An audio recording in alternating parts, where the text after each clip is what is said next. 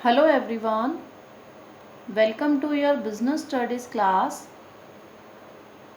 Today we will revise our second unit, which is forms of business organization. तो इस unit में हमने बात की थी कि हम डिफरेंट टाइप में किस तरह से बिजनेस को कर सकते हैं। नंबर 1 हमने बात की थी कि सोल प्रोप्राइटरशिप, कि सोल प्रोप्राइटरशिप के थ्रू यानी एक अकेला इंसान अपना पर्सनली बिजनेस कर रहा है, that is possible. Second option क्या था, पार्टनरशिप ऑर्गेनाइजेशन, कि अगर आप अकेले बिजनेस नहीं करना चाहते हैं तो आप पार्टनरशिप में बिजनेस कर सकते हैं। पार्टनरशिप में एटलीस्ट 2 और मोर देन 2 पीपल जो हैं वो मिलकर के बिजनेस करेंगे। तो यहाँ आपको ये बेनिफिट मिल जाता था कि आपको कुछ और लोगों का पैसा जो है वो साथ में इन्वेस्ट करने को मिल गया। आपको जो है वो कैपिटल की जो थोड़ा इनसफिशिएंट रहती है, अकेले आप बिजनेस करते हो या अकेले आप मैनेज नहीं कर सकते, तो कुछ एडवांटेज मिल गए। देन आपके पास थर्ड था जॉइंट हिंदू फैमिली का ऑप्शन। यहाँ क्या था कि आपके जो एंसेस्टर्स का बिजनेस है या उनकी जो प्रॉपर्टी है उसके साथ जो हम बिजनेस करते हैं, that is joint Hindu family business. यहाँ इन सभी टॉपिक्स के ऊपर इंडिविजुअली हम सब ने एक एक वीडियो पूरे प्रॉपर आपके पास डिटेल में है अवेलेबल, तो आप उन्हें वॉच कर सकते हैं। अगर इनमें से कोई भी चैप्टर ऐसा है जो आपका मिस हो गया है पहले, तो उन्हें आप स्टडी कर सकते हो। आपके पास ऑप्शन अवेलेबल है, सभी के डिटेल में वीडियोस अवेलेबल हैं।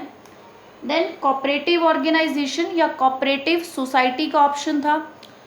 अब कोऑपरेटिव सोसाइटी में क्या था कि वहाँ कुछ लोग मिल करके फैक्ट्री से बल्क में चीज़ खरीदते हैं ताकि वो अपने मेंबर्स को जेन्युइनली रीजनेबल प्राइस पर प्रोडक्ट्स अवेलेबल करा पाएँ। These are cooperative society. Then आपके पास ऑप्शन था कि आप एक कंपनी फॉर्म कर लें।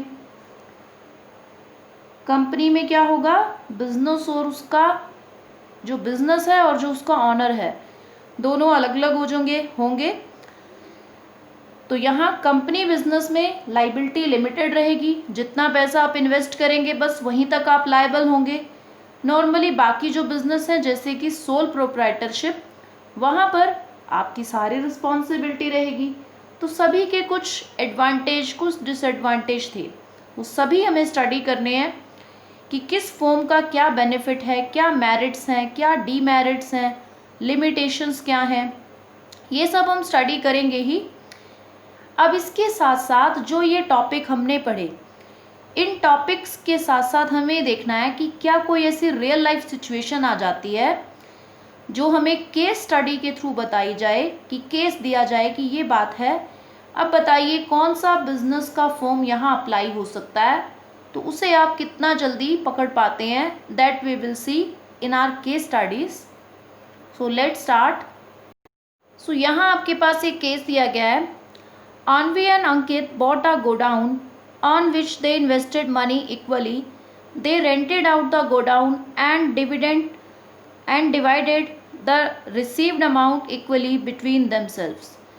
उन्होंने गोडाउन था उनके पास, उसमें उन्होंने मनी इन्वेस्ट की हुई है, उसको उन्होंने रेंट पर दिया और रेंट को जो भी उनको मिला रेंट, उसको उन्होंने इक्वली डिवाइड किया। तो वो पूछ रहा है कि क्या ऑनवी और अंकित पार्टनर्स हैं, उन्होंने रेंट डिवाइड किया है आपस में। तो देखिए पार्टनरशिप की खासियत क्या थी कि आप एक बिजनेस करेंगे मिलकर। यहाँ उन्होंने कोई बिजनेस नहीं किया है, एक कॉमन प्रॉपर्टी थी, प्रॉपर्टी से आया रेंट, आपस में बांट लिया।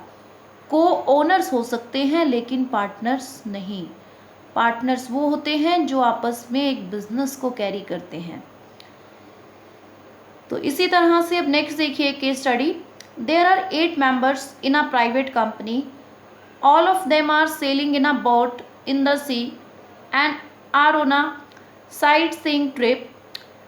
All of a sudden storm start blowing and all of them die. सभी जो हैं वो एक बोट में थे और एक एक्सीडेंट हुआ और वो लोग डाई हो जाते हैं। Will their company become non-existence with their death? अब वो एक प्राइवेट कंपनी के 8 मेंबर्स थे। प्राइवेट कंपनी में काफ़ी सारे मेंबर्स और भी होंगे, तो उनके क्या मर जाने से मतलब कंपनी नॉन एग्जिस्टेंट हो जाएगी, कंपनी बंद हो जाएगी? तो कंपनी नॉन एग्जिस्टेंस नहीं हो सकती, बिकॉज कंपनियां चलती रहती हैं। Members may come, members may go, but company goes on, company चलती रहती है। तो परपेचुअल एग्जिस्टेंस होती है कंपनी की, दैट्स वाई जो है वो कंपनी एग्जिस्ट करेगी। ये आप अगर टॉपिक्स को देखिए पढ़ेंगे तभी आप इन केस स्टडीज़ को बता पाएंगे।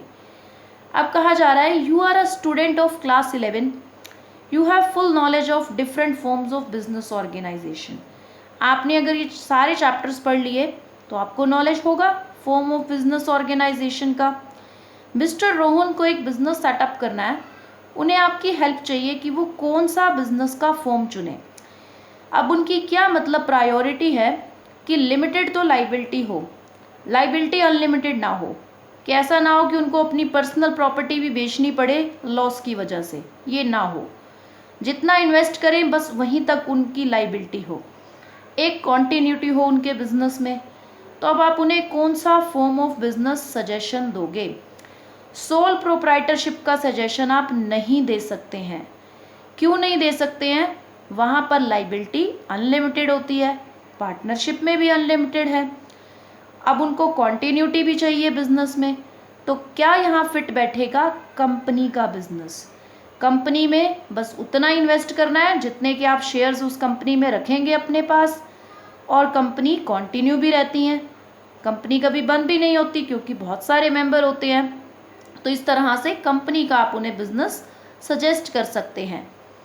नेक्स्ट केस स्टडी कहती है mister Neeraj Gupta contracted with a firm, according to contract he loaned heavy amount to the firm and in exchange he obtained the power of taking some decisions regarding the firm business.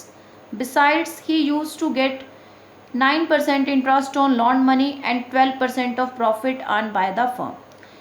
अब वो कहते हैं कि वो एक firm के साथ contract में है, उस कॉन्ट्रैक्ट के अकॉर्डिंग उन्होंने फर्म को हैवी लोन दिया हुआ है, उसके बदले उन्हें इंटरेस्ट मिल रहा है, और साथ ही साथ उन्हें जो है कुछ डिसीजन लेने की पावर मिली हुई है, और उनको 12% प्रॉफिट जो है वो फर्म अर्न करेगी, उसमें उनको हिस्सा मिलेगा। क्या आप नीरज गुप्ता को पार्टनर कहोगे फर्म का? आपको एक रीज़न बताना है साथ में, येस और नो। पहली बात तो उसने सिर्फ लोन दिया हुआ है, वो कोई बिजनेस नहीं कर रहा है कंपनी के साथ, तो यहाँ पर उस फर्म के साथ तो आप ये कहोगे कि नहीं, नीरज गुप्ता को आप पार्टनर नहीं कह सकते, क्योंकि उसके पास कॉन्ट्रैक्ट के बेस पे पावर्स हैं, पार्टनर वाली पावर नहीं है। ना ही कोई कॉन्ट्रैक्चुअल रिलेशनशिप है, ना ही वो कोई बिजनेस कर रहा है, और उसके अलावा भी कोई भी फीचर पार्टनरशिप का नीरज गुप्ता पर अप्लाई नहीं होता, उसने सिर्फ लोन दिया है। तो इस तरह से आपकी ये कुछ केस स्टडीज़ रहेंगी जिन्हें आपने स्टडी करना है। ये इस यूनिट की कुछ इंपॉर्टेंट केस स्टडीज़ थी। तो इसी रिगार्डिंग आप पहले चैप्टर्स को रिवाइज करें, जो भी प्रॉब्लम है यू कैन डिस्कस, देन आप केस स्टडीज़ को भी स्टडी करें। और इम्पोर्टेंट क्वेश्चंस आपके यही कुछ रहेंगे कि आप जो भी फॉर्म ऑफ बिजनेस को स्टडी करेंगे, उस फॉर्म ऑफ बिजनेस के जो फीचर्स होंगे आपको क्लैरिटी से पता होंगे, तो उसकी मेरिट और डीमेरिट्स को भी आप इजीली जो है वो बता पाएंगे। और वही मेन रहता है आपके पास, उसी के रिगार्डिंग कुछ केस स्टडीज़ भी होती हैं कि फीचर्स के बेस पर, मेरिट्स के बेस पर। तो यहाँ सभी फॉर्म्स की हमें मेरिट, डीमेरिट्स या लिमिटेशंस के बारे में अच्छे से नॉलेज होना चाहिए। Okay, thank you so much.